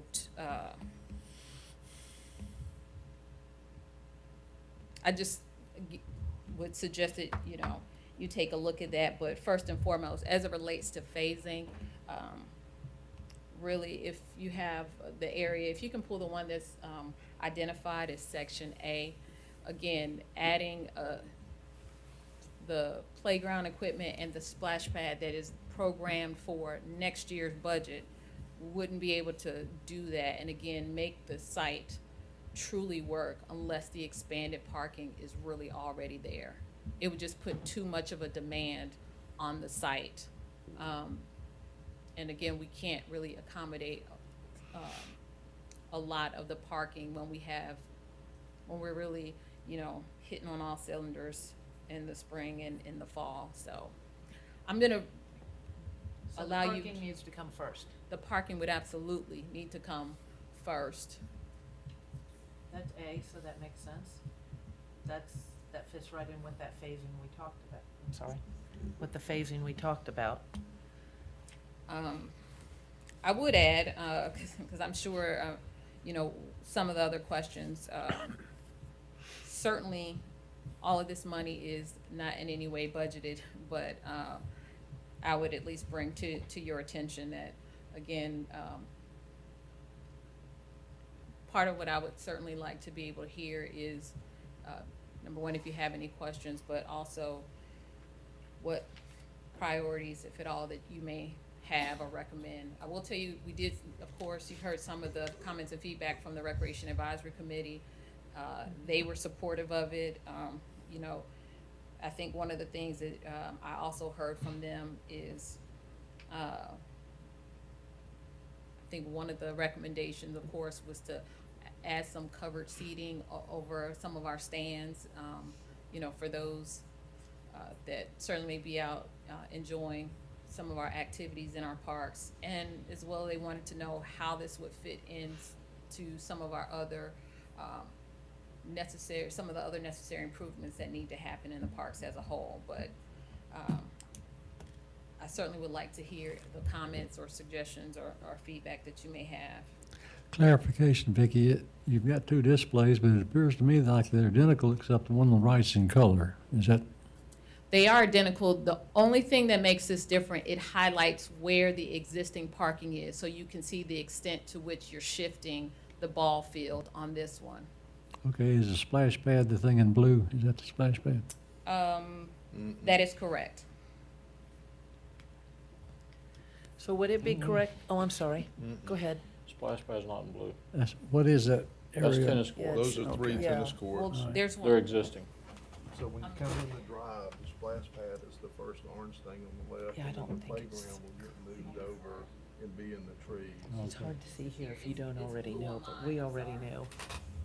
when Tom, obviously this, I'm gonna weigh in on this one, but when Tom showed me this in the office, one of the things that I love about this plan is that it separates active recreation from folks that are coming in to go to the splash pad or to go to the pavilion, and the walkers that we have, which is a significant number of folks if it's still like it used to be. And I like that. There was a lot of thought put into this. I love it. I think parking obviously is the biggest thing that we need there, but our park, you mentioned mid-'80s, that part, the first part of Gold Dust Park was built in 1984. So that's what we're looking at. Parks aren't, I get this comment as much as I do on anything in this city, is that we need to do something to make our parks better, because our kids go and play in other surrounding cities, and they see really nice facilities, and they play on really nice fields, and the parks look like somebody really cares about them. And our staff does a tremendous job with the resources that they have, but let's face it, we're dealing with a park that's outdated. It's built on 1980s technology, and having been in recreation since 1981, I can tell you that what we first talked about then is nowhere near what we're talking about now. And you're right, Vicki, we have a really, really nice recreation center, but that's about where it stops now for Gold Dust. So I'm excited about this, and no, this is not a need right now. This is a want. This is a master plan. It is a guide, it's a map that we can use if this council so chooses to try to improve Gold Dust Park. But I just want to mention a couple of things as a recreation professional for most of my adult life. Having quality recreation facilities benefits everyone in this room, whether you're 5 years old or you're 95 years old. And some would say, well, how does that benefit me? Show me a city that the crime rate is increasing and that there's not things for kids to take part in. And I'm getting some smiles because I know Ms. Corliss Long has worked on this for her entire life. And when you don't have facilities for these young folks to go to, and you don't have programs for these young folks to go, some of those kids end up getting in trouble. And I can tell you this, and I say this when I speak to the Georgia Recreation Parks Association when I've taught classes in the past. I worked inmates for 36 years. 36 years, that's a lot of inmates, thousands of inmates. Never in that 36-year time did I ever work an inmate that was in a recreation program that I was over in 36 years. That says a lot. So I don't know if we can come up with this money now, but I applaud the Recreation Advisory Commission and Vicki, and to this council who funded this master plan. And I hope that we can find the funds at some point to bring our shining Gold Dust Park is the park in Villa Rica. It's our headquarters, park headquarters. It's our recreation center. It's our senior center. And I would love at some point in the future to see this become a reality. What's the plan to fund this thing? Phasing. What we did in my prior stop was a general obligation bond to do this kind of improvement. If we do it through SPLOST, it would be half of a SPLOST cycle. So in a 5-year period, we would generate $6 million in SPLOST, and it would take roughly half of that, or 2.5 years of a new SPLOST. And I think the next SPLOST referendum is 2020 for Carroll. What's the phase and time frame on doing this? 5-year program, 4-year program? I don't know, but it's almost all phase A. You know, I mean, when you move the ball field and you build the parking and you create a new concession restroom building and you build the splash pad and the new playground, you're just about done. And everything else is sort of ancillary, like hooking the concession restroom to the sewer and putting in the detention, and the other things are sort of small. So once you do those first 4 or 5 core things, you've spent most of the money. The rear entrance and the second parking addition could truly be a separate phase, but almost everything on the left side of the driveway, you almost want to do it at one time. The moving the lights, I mean, you'd pretty much want to do all that at one time. So Vicky, right now, all you want is for us to approve the plan. I mean, that's what you're asking for tonight. Well, keep in mind, certainly I'd like for you to approve it. There are some of the other capital projects that you've also already approved in SPLOST. But again, if they move forward, if the parking's not already in place, we're in trouble. You know, we're already in already, trouble. you know, in a situation where we can't accommodate everyone. And I'll be honest, you know, this additional parking spaces, and this is just me looking at your growth. This amount of parking is not gonna hold, if we did it tomorrow, it wouldn't hold us very long. Like, I would probably say you'd be lucky to get another 5 years out of it based on if your growth stayed the way that it does. You did 200 building permits last year. So if you even just did the same amount of building permits for the next 5 years, we will outgrow in terms of parking. We'll already be. So what I hear you saying is that it wouldn't make sense, obviously, to move lights around and start working on parking lots, which was budgeted because that's gonna be counterproductive to the plan. So really, what you're asking for us to do is to approve the master plan. Absolutely. Yeah, presented. that's what I was asking. I like the plan. I'm a little reticent about the bond thing, only until we really get a handle on all that's gonna be required for the water and sewer with that amount of money. You know, like if it were a house or mortgage, how much do we, I like the idea that we hired Wood to do it, because our problem was, we had old stuff there, we had only so much property to use, how to make the most of what we have. And we didn't really have anybody on staff to figure that out. How do you make the most use, the topography and all that complicated stuff, make it work and maximize it and make it as efficient as possible? The parking, I'm hoping that might be less of an issue, because the first mile of our green belt, whatever, the Nugget Trail, is supposed to include this, is it not? It's not? Not the first mile.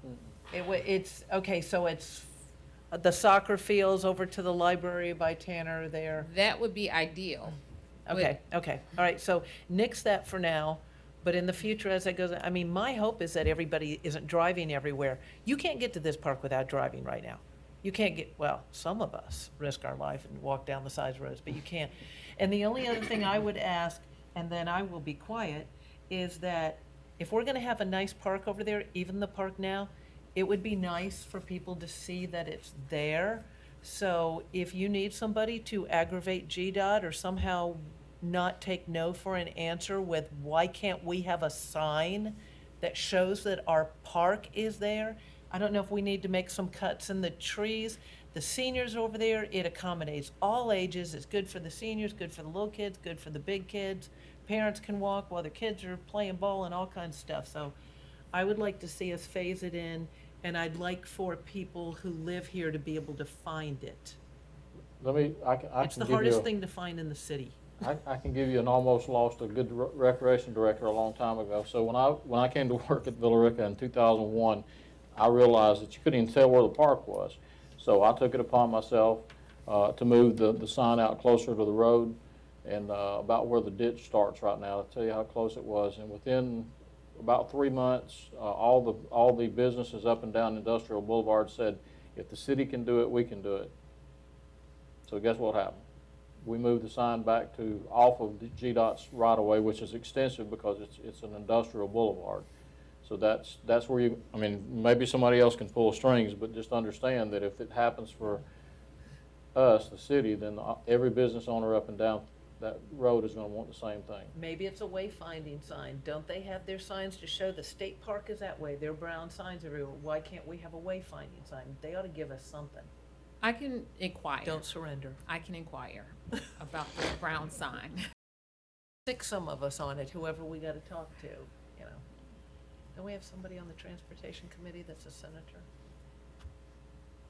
You can see how far back the GDOT Industrial Boulevard line is. It's on that plan. It's Almost right, to the tennis court. yeah, it's almost to the tennis course. It's right behind the You can't entrance find sign. it, you The walk can't trail is see just it. barely So if you're inside. driving, you can't Some feel of either. it's not. It's Some not of gonna it is, draw but I see people it. in, So so you they got a need to be couple of- able to You have got a some loop folk there. that's like, wow. look at Okay, that. so I would entertain a motion that we do something. They're asking for approval of the Master plan? Gold Dust Master Plan. Have a motion to approve the master plan, and I'm assuming a second. Second. Not all in favor? It is approved. Thank you. Thank you, Vicki. We may just have Thank to you, take Al. time. Take time. Tab F, City Manager's Report. Vicki, one more thing. Could we make sure we get those on the city website? So we can see that master plan? Because every third question I get is about the playground at Gold Dust. Okay.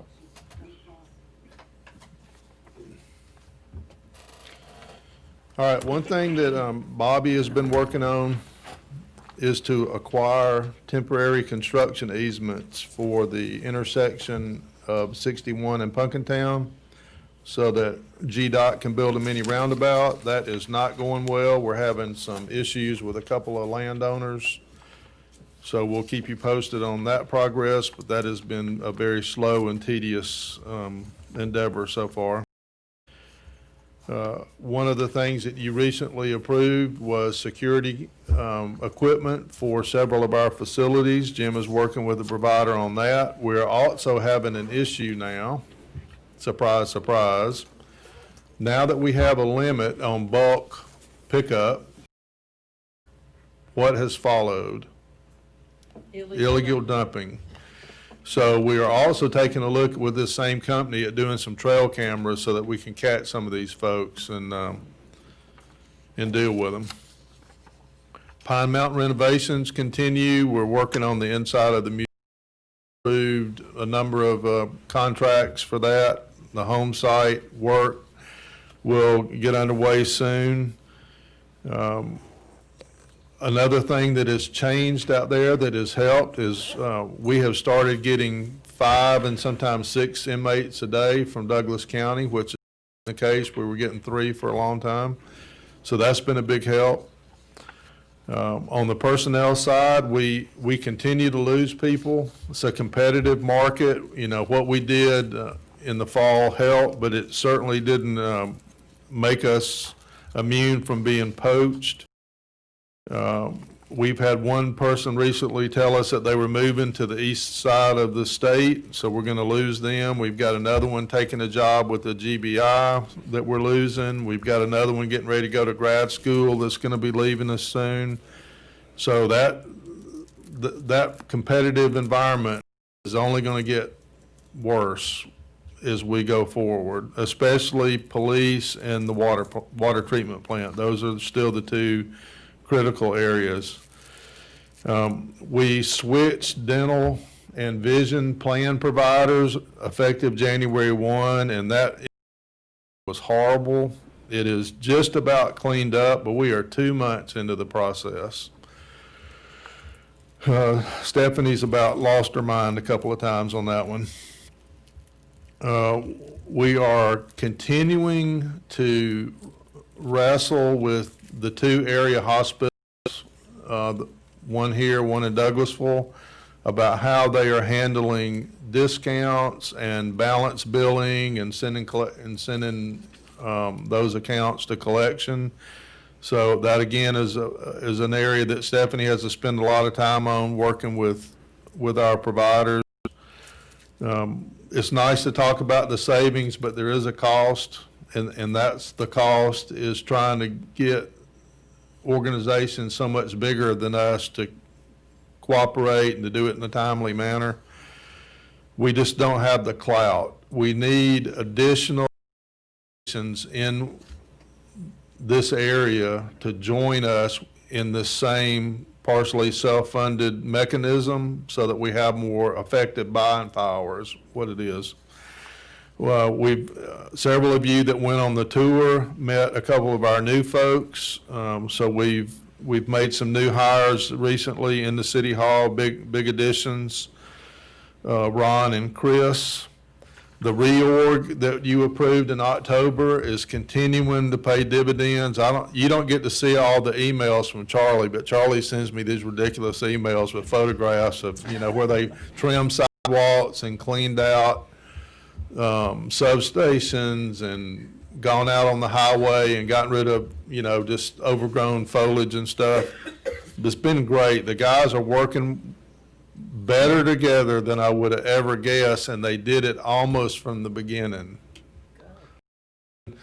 All 3 inmate crews and the maintenance guys all in one place created something there better than I had hoped. So that's been great. Y'all deserve credit for that.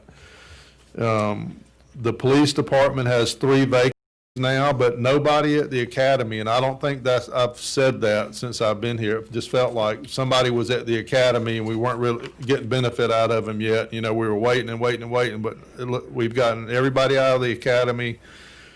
If I understood from Nick, all 6 of the new Explorers are finally back. That took a long time. You can imagine how many months you remember how many months have gone by since we ordered them. I think they're all on the street. And Chief, we're getting close to having full take home. Close, with a couple of spares of old cars, right? So we've been adding people, so we're trying to get ahead of it, but we're getting there. That's working well. We had a recent meeting with the architect that's helping us with the Welcome Center. He's working on plans. We talked about doing exterior separate from interior, so we're working on that. Had a really good meeting with a coffee shop operator that's interested in going there.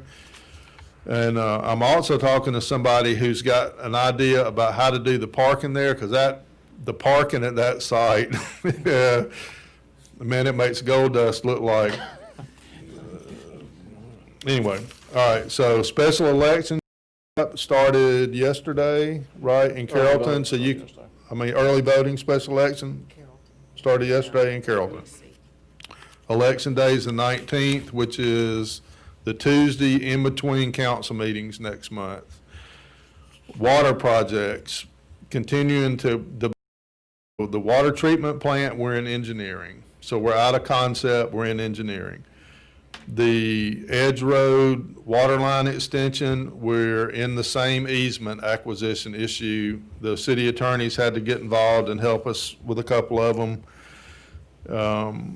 We have permit application to Norfolk Southern for the permission to bore underneath their main line near South Carroll and 78. So that's underway. That's mostly where we're at with water. Sewer, though, is a whole different thing.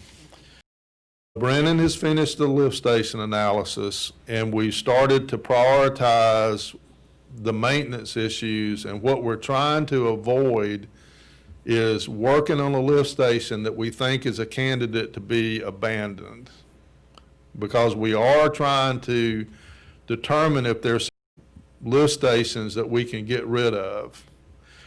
So Pete and his guys are working on that. You have also approved the purchase of what are called smart covers, which sit in a manhole and help us evaluate the flow through a manhole so that we can tell the difference between a normal day and what's happening on a rain day, looking for infiltration. So the guys have been moving them around. We have about a half a dozen of them, so they've been moving them around, monitoring them, taking readings to figure out where we can spend money to stop the infiltration, the most bang for the buck. So that's going on. We hired an engineer to look at the north plant. We got really bad news. So the cost to upgrade the plant was significant, like $4 million. But what we really wanted to do was to expand capacity also, which would have only added like another $1 million, but would have increased the capacity, say, 60%. Right? So we were going to have to spend money to get it in compliance, but not so much more money to make it better. But when we submitted that, EPD came back and said, well, the stream that you're discharging into isn't big enough, and you would have to move your discharge point 4 miles. Wow. So that's a no-go. So that project can only be scoped now as a compliance issue, a compliance project, which is most of the money. So we're going to spend most of the money, not get any capacity benefit. So, domino effect. So what that means is that we need to take load off of the north plant, because we know there's 1,000 vacant lots out there that have been platted or even developed but not built on. So what we're looking at now is turning Shoreline lift station around, instead of it pumping to the north plant, pumping to Cleghorn. Domino effect. So now we got to upgrade Cleghorn. So one of the things we're looking at there is turning Florence Circle around. So that lift station currently goes to Cleghorn. So we've decided to try to send that to Miss Shirley's house. And if we can do that, gravity flow to the west plant, right? So we're going to try to turn Florence Circle around, instead of it going north, which is our trouble area, right, going into Cleghorn, where we've got, you know, the Russell and Myrtle odor issue and all that. So it won't be going into, it'd be going west. Thomas Dorsey and East Wilson is the high point on that side of the interstate, right? So if we can pump it up to there and get it into that manhole, then it gravities all the way to the west plant. That'd take load off of the Cleghorn plant. Next domino. Well, then you got to look at, do we have the capacity in the gravity line to handle the flow between there and all the way to the plant, right? But one of the things we're trying to avoid, and we've talked about this a couple of times, is we have the bottleneck under 20, right? But the bottleneck, that 8-inch line, continues from 20 all the way to the railroad track. So it's not just fixing, not just upgrading the pipe size under 20, it's all the way behind Ingalls and all the way behind Food Depot and under 78 and behind City Hall all the way to the railroad, right? So we're trying to avoid that. Well, the way you avoid that is to turn the flow around on 61, instead of pumping it all uphill from Bay Springs and Augusta Woods and Twin Oaks and whatever. Turn it around and possibly do another treatment plant on the south end of town, which might allow us to do Avamore, which is the Williams Dairy Farm, the 220-acre development, and an industrial park, which is still to be sited, but the site that we're looking at is on the south end of the city limits.